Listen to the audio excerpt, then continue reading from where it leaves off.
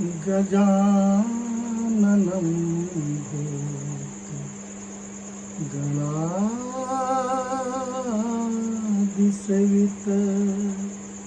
कपितजम्बुफलचारुभक्षणम् उमासुतं शोकविनाशकारकं नमामि विघ्नेश्वर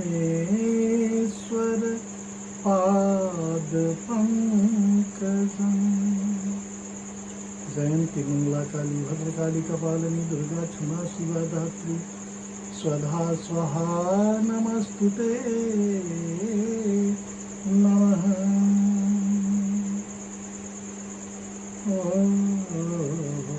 गुह बोलाई पाहरू प्रतीति ठावे ठावे राखे अति प्रीति आप लखन पही बैठे उजाई कटी भाथी सर चाप चढ़ाई।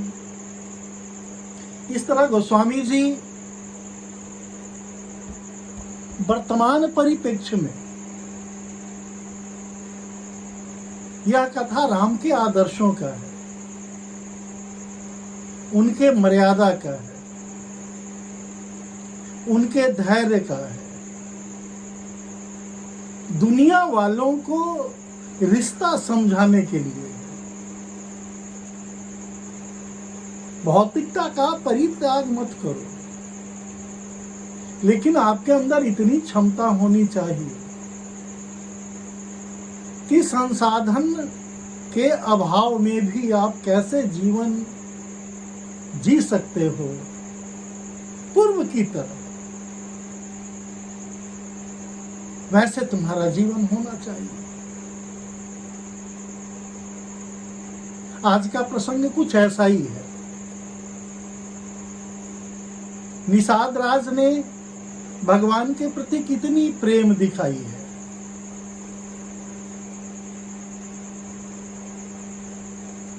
एक जंगल का भील निषाद अरण्य में रहने वाला वो अपने अतिथि का कितना सम्मान कर रहा है अपने पूरे परिवार के साथ। यही नहीं, रात्रि के रक्षार्थ हेतु अपने कितने बंधु जनों को वहां खड़ा किया है। गोस्वामी जी कह रहे हैं कि अवध में भगवान की, रघुनाथ की दैनिक जीवन कैसी थी उसके बारे में उन्होंने बड़ा ही स्पष्ट कहा है।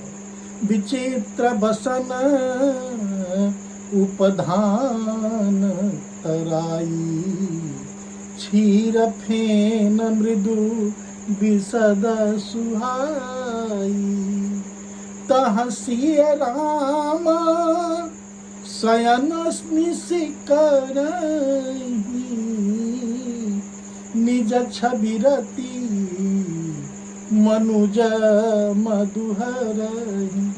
गोस्वामी जी कह रहे हैं और नाना वेद पुराण यही बात को कहते हैं कि उनका शयन कक्ष इतना सुंदर था, वो पलंग, वो वस्त्र इतने धवल, इतने सफेद थे, इतने साफ सुथरे थे, जैसा लग रहा हो किसी गैया का तत्काल दूहा गया फेन सहित दूध हो।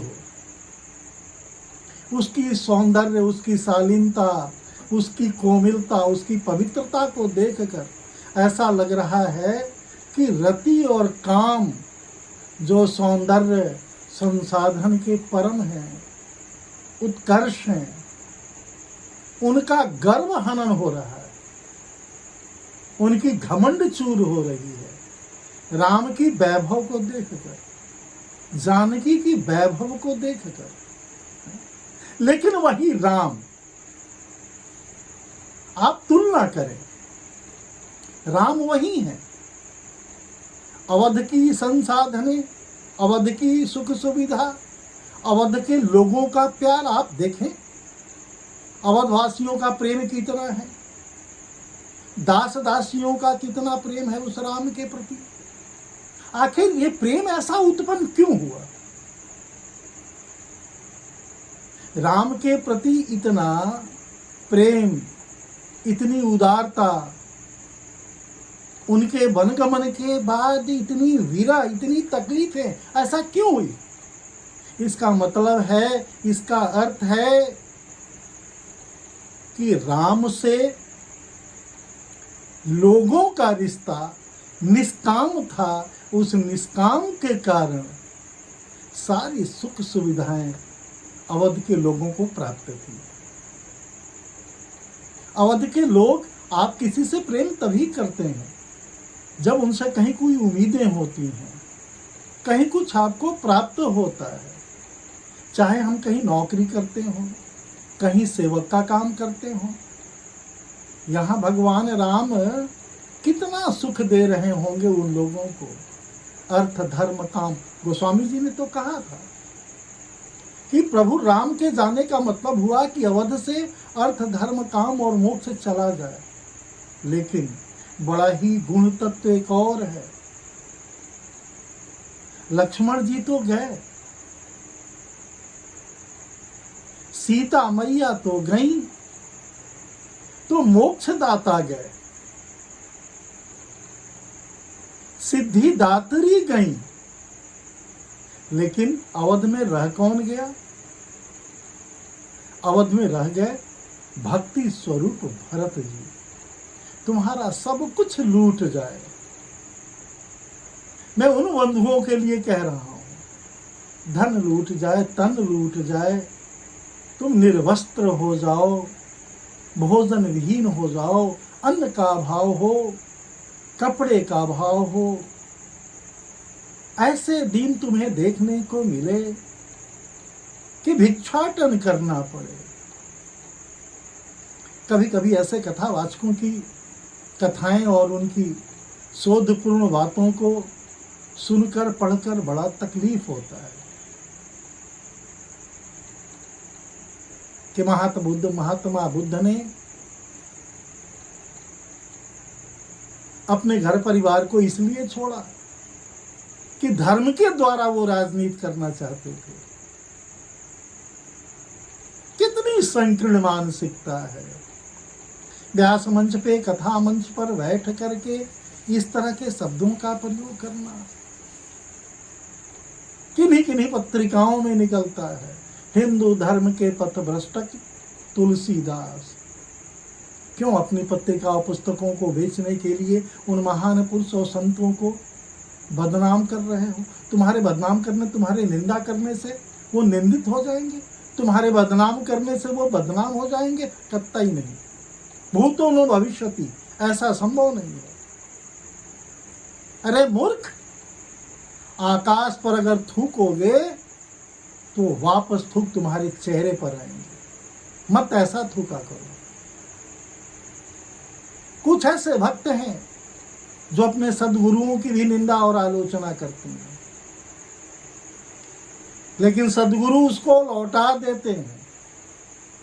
जब उसकी निंदा और आलोचना तुम संतों के प्रति, सज्जनों के प्रति, बुद्धिजीवों के प्रति, अपने अभिभावकों के प्रति, अपने भगवान स्वरूप संतों के प्रति, अपने गुरु के प्रति तुम अगर ऐसी मानसिकता रखते हो, ऐसी भावना रखती हो, तो जो सद्गुरु होते हैं वापस अनंत शक्ति के साथ वो तुम्हें लौटा देते हैं। और लौटने के बाद तुम्हारी क्या वस्तु स्थिति होगी आप स्वयं की कल्पना कर सकते हो।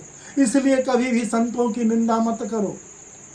जिन्होंने देश के लिए शहादतें दी हैं उनकी निंदा मत करो, उनकी आलोचना नहीं करो। यहां निंदा तो गांधी की भी की जाती है, उस नेहरू की भी की जाती है। अरे मूर्खों, तुमने गुलामी नहीं देखी है। अगर तुमने गुलामी देखी होती तो आज के आजादी का तुम्हें अंदाजा होता। इसलिए सत्पुरुषों, संतों को, उन वीर शहीदों की कभी निंदा मत करना। अपने गांव, अपने शहर, अपने क्षेत्र, अपने राज्य की कभी निंदा मत करना। जननी जन्मभूमि स्वर्गादपि गरीयसी।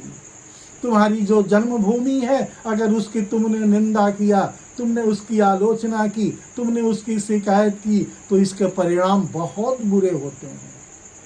तुम ऐसा समझ लेना कि तुमने अपने माँ बाप, अपने पिता, अपने वंश की निंदा की है। भूल कर ऐसा नहीं करना। ऐसा करना पाप भी नहीं है, घोर पाप है, यह अनंत जघन्य अपराध है। ऐसा भूल कर मत करना। अवध के लोग भगवान राम को आधी रात में गए हुए समझकर उन लोगों ने भगवान राम की निंदा नहीं की। भगवान राम की उन लोगों ने निंदा नहीं किया। वो अपने मन की भावनाओं को अनुकूल रखे, प्रतिकूल अवस्था में नहीं थे। गुरु ने तुम्हारी 99 काम की और एक काम उन्होंने नहीं किया। गुरु से ऐसी बातें कभी मत मांगना। गुरु से ज्ञान मांगना। तुम गुरु के आलोचक हो जाते हो, और जैसे कपड़े बदलते हो वैसे ही गुरु को बदलना शुरू कर देते हो। और तुम जितने अहंकार में रहते हो वैसे ही अहंकारी गुरु ढूंढना शुरू कर देते हो। गुरु कोई पैजामा, कुर्ता और धोती नहीं है कि उसे बदलता जाए। अतीत देखो, इतिहास को ढूंढ कर देखो। मीरा से लेकर के रामकृष्ण परमहंस का इतिहास तुम खोजो। अरे और तो और भगवान शंकर कार्तिकेय और गणपति को ले गए दीक्षा दिलाने के लिए दत्तात्रेय के पास, और दत्तात्रेय किस अवस्था में थे? दत्तात्रेय उस अवस्था को देखकर कुपित हो गए। गुरु कुम्हार शिष्य कुंभ है, धरी धरी काले खोट, अंदर हाथ सहार दे, बाहर बाहर जो। गुरु ब्रह्मा, गुरु विष्णु, गुरुदेव महेश्वर, ऐसा क्यों कहा गया? इस बातों को भाई गहन चिंतन करो, अध्ययन करो, मनन करो, अनुसंधान करो, तो तुम्हें पता लगेगा कि गुरु तत्व कैसा है। भगवान राघवेंद्र सरकार अवध छोड़कर वनगमन के लिए जा रहे हैं, तो गुरु वशिष्ठ को बुला रहे हैं और गुरु वशिष्ठ से विनम्रतापूर्ण आग्रह कर रहे हैं कि गुरु इन बातों पर आप ध्यान रखना, और सर्वप्रथम अवध के दास दासी सेवकों पर आप कृपा बनाए रखिएगा। उन्हें तकलीफ नहीं हो, क्योंकि मैं वनगमन को जा रहा हूँ 14 वर्षों के लिए। राम ने दिया तो प्रभु राम को देखो, मनुष्य नहीं जानवर तक देने के लिए तैयार है।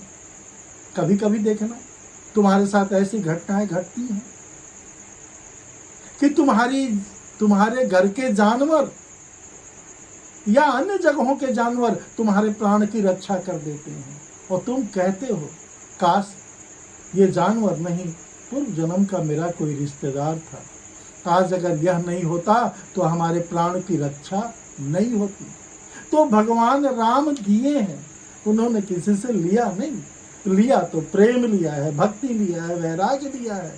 आज भगवान वल्कल वस्त्र में सन्यास के रूप में जंगलों में हैं, लेकिन जंगल में प्रवेश कर रहे हैं, और उन्हें निषाद जैसा भक्त मिल जा रहा है, केवट जैसा भक्त मिल जा रहा है।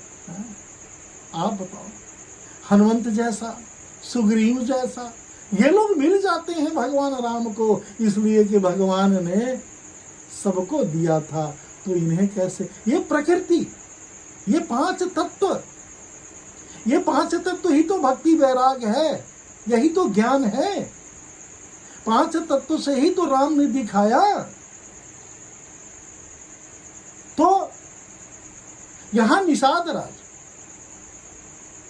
अवध की तुलना गोस्वामी जी कर रहे हैं कि आप देखो कैसे भगवान हैं, इतनी सुख सुविधाओं में रहने वाले। आपके घरों में छोटी मोटी बातों पे घर के लोगों से, माँ से, पिता से, पत्नी से झगड़े हो जाते हैं। तुमने नमक कम डाली है, तुमने मिर्च अधिक डाल दी, आज तुमने व्यंजन या जो भोजन बनाया है वो स्वादिष्ट नहीं है। कहीं कहीं तो ऐसे भी लोग हैं कि सामने आए हुई थाल को भी फेंक देते हैं, अन्नपूर्णा का अपमान करते हैं। इसका परिणाम होता है कि कईयों दिन तक वो भूखे रह जाते हैं।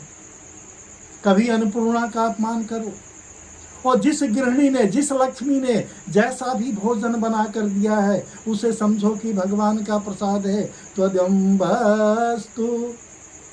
त्वदम्बस्तु गोविंदम तुभ्यमेव समर्पये। त्वदम्बस्तु गोविंदम तुभ्यमेव समर्पये। गृणाम प्रसिद्ध परमेश्वर, हे परमात्मा, ये आप ही की वस्तु है, आपको मैं निवेदित कर रहा हूँ, समर्पित कर रहा हूँ, आप इसका भोग लगाएं, आपका जूठा पान मैं करूँगा। ऐसी भावना, ऐसी भक्ति होनी चाहिए। घर की जो माताएं बनाई हैं, चाहे उसकी आपकी बहन हो, चाहे आपकी पत्नी हो, आपकी माँ हो, मैं उन बच्चों के लिए भी कह रहा हूँ, वो युवा पीढ़ी के बच्चों के लिए, कि अन्न एक बहुत बड़ी औषधि है। अन्न के निर्माण में, अन्न के पान करने में, है? जब अन्न बन रहा हो तो भक्ति होनी चाहिए। चाहे तुम भगवान की कथा का ही स्मरण करो, भजन ही करो, राम रसोईया पागड़ी बनत बनत बन जाए। यज्ञ भंडारे की प्रसाद तुम्हें बहुत अच्छी लगती है, वहाँ कहीं कोई बहुत अधिक मसाले तेल नहीं डाले जाते हैं, वहाँ केवल भगवान की भक्ति होती है, वो भगवान का प्रसाद होता है, इसलिए मीठा होता है। अपने घर के भोजन को भी भगवान का प्रसाद बना लो, तुम्हारा जीवन धन्य हो जाएगा। तुम्हारे घर में जो पढ़ नहीं रहे बच्चे, वो मेधावी हो जाएंगे। जो तुम्हारे घर में निर्बल हैं, वो बलवान हो जाएंगे। केवल भोजन को बना लो। भोजन को तुमने अगर भक्ति बना लिया तो समझना तुम्हारा जीवन धन्य हो जाएगा, लोक और परलोक दोनों ही बन जाएंगे। तुम स्वस्थ चित्त हो जाओगे, रिद्धि सिद्धि शांति और समृद्धि ये सब कुछ तुम्हें प्राप्त हो जाएगा। आज भगवान 52 प्रकार के व्यंजनों का परित्याग करके रति और काम का जहाँ गर्भ चूर्ण हो जाए, ऐसे महलों में रह करके, ऐसे पलंग, ऐसे वातावरण में रह करके भी आज पेड़ों के नीचे घास बिछावन क्या लगाया गया है, आप देखो। भूपति भवन सुभाए सुहावा, सुरपति सदनुना पट तर पावा। मणिमय रचित चारु चौबारे, जनुरति पति निज हाथ सवारे। इंद्र भवन भी उसके सामने छोटा है। रति और कामदेव की भी जो संसाधने हैं वो छोटी है। जोग वही जिनहि प्राण की नाई, मही सोवत तही राम गोसाई। पिता जनक जग विदित प्रभाव, ससुर सुरेश सखा रघुराई। जिसके राजा जनक जैसे ससुर हो, राजा दशरथ जैसे पिता और कौशल्या जैसी माता हो। 14 वर्षों के लिए वनवास हो जाने के बाद भी वह अरण्य के सभी लोगों को अपने रिश्तेदार मानते हैं। कण कण में जैसा कहा जाता है कि ईश्वर को देखो, भगवान राम भी कण कण में, हर व्यक्ति में वह तत्व, वह अभिव्यक्ति व्यक्त कर रहे हैं। अगर ऐसा नहीं होता तो निषाद को अपने पास नहीं बैठाते हैं। सब जिनकी अपने प्राणों की तरह प्यार करते थे, वही प्रभु रामचंद्र आज पृथ्वी पर सो रहे हैं, जमीन पर सो रहे हैं। कथाओं में हम लोगों ने अवश्य सुना है कि यह शरीर पांच तत्वों से बना है। छित जल पावक गगन समीरा, पंच तत्व रची अधम शरीरा। आप देखें भगवान राम अपने पूरे जीवन काल में, और हर व्यक्ति, भगवान राम क्या, भगवान राम तो ये आपको संदेश दे रहे हैं, ये मार्गदर्शन दे रहे हैं, यह उपदेश दे रहे हैं कि इन तीनों से तुम कभी वंचित नहीं हो सकते हो। इनका आवश्यक तुम्हारे जीवन में हर पल है। भगवान जमीन पे सोए हैं। छित जल पावक गगन समीरा, पंच तत्व रची अधम शरीरा। जमीन पे सोए हैं, धरती, आकाश, वायु, वायु के माध्यम से रावण माता सीता को ले जा रहा है, वायु के माध्यम से हनुमान जी समुद्र पार कर रहे हैं। आप जब समुद्र रूपी जल देख ही रहे हो, अग्नि बाण से प्रभु राम रावण का वध भी कर रहे हैं। आप देखो, आकाश है, अग्नि है, वायु है, धरती है, ये पांचों तत्व हैं प्रभु राम ने दर्शाया है, दिखाया है कि देखो यह तुम्हारे लिए कितने उपयोगी हैं। गोस्वामी जी कह रहे हैं भगवान राम आज जमीन पे सो रहे हैं, जिनके पिताजी जनक हैं, जिनका प्रभाव जगत में प्रसिद्ध है, जिसके पास भक्ति और ज्ञान वैराग्य के लिए रुद्र अवतार सुखदेव जी जा रहे हैं, जिनके गुरु अष्टावक्र हैं, वो इनके ससुर हैं। शंकर के धनुष को रखने की क्षमता, परशुराम के धनुष को रखने की क्षमता इस दुनिया में किसी के पास नहीं था, राजा जनक के सिवा। और उस धनुष को भंग करने की भी क्षमता प्रभु राम के सिवा इस दुनिया में कोई नहीं था।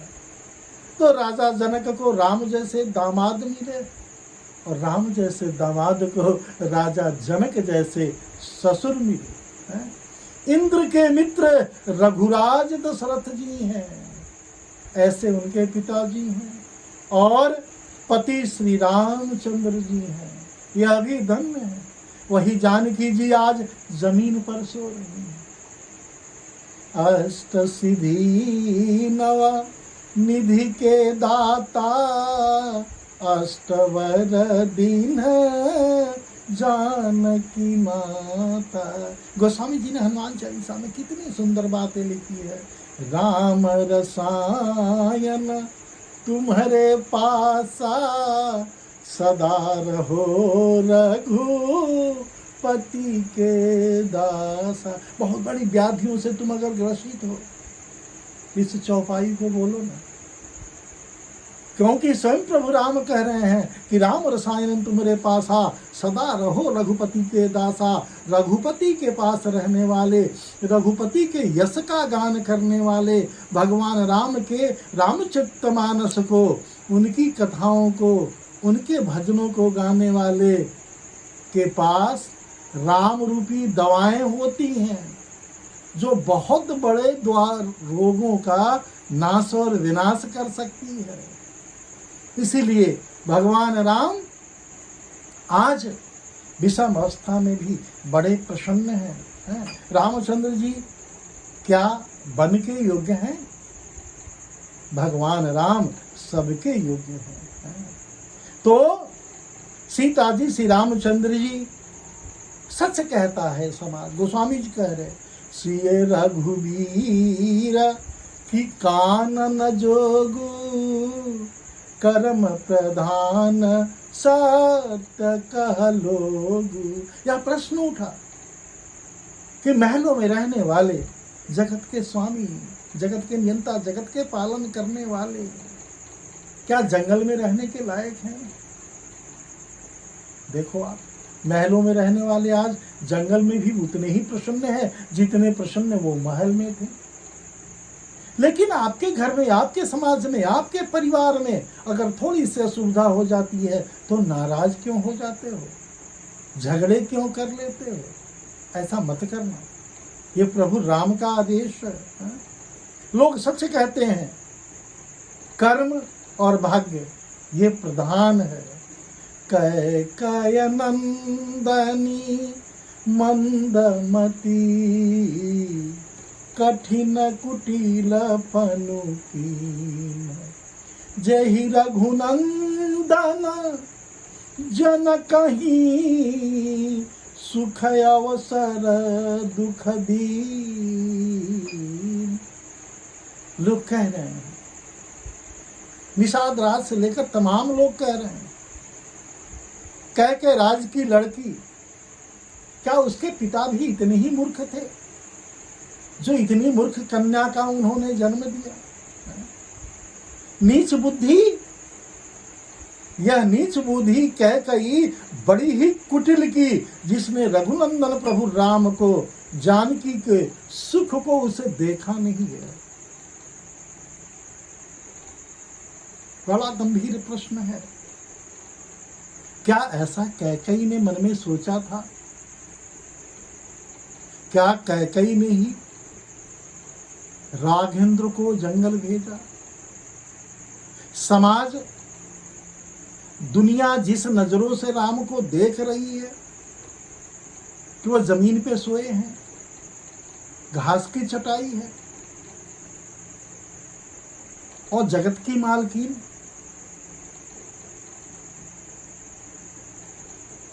वो भी जमीन पे सोई है।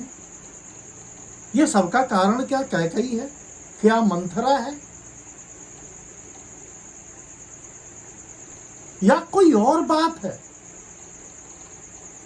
जो कैकई राजा दशरथ को बहुत प्यारी थी, कैकई से बहुत प्रेम करते थे। अगर प्रेम नहीं करते तो कैकई को वर नहीं देते। जिस वर के माध्यम से राम को उन्होंने वनवास मांगा और अवध का शासन अपने पुत्र भरत के लिए मांगा, क्या कैकई राम से प्रेम नहीं करती थी? राम के प्रति उसकी श्रद्धा नहीं थी? इन सारे प्रश्नों का उत्तर हम लोग अधिक आगे की कथा सत्र में सुनेंगे। हरि ओम शरणम।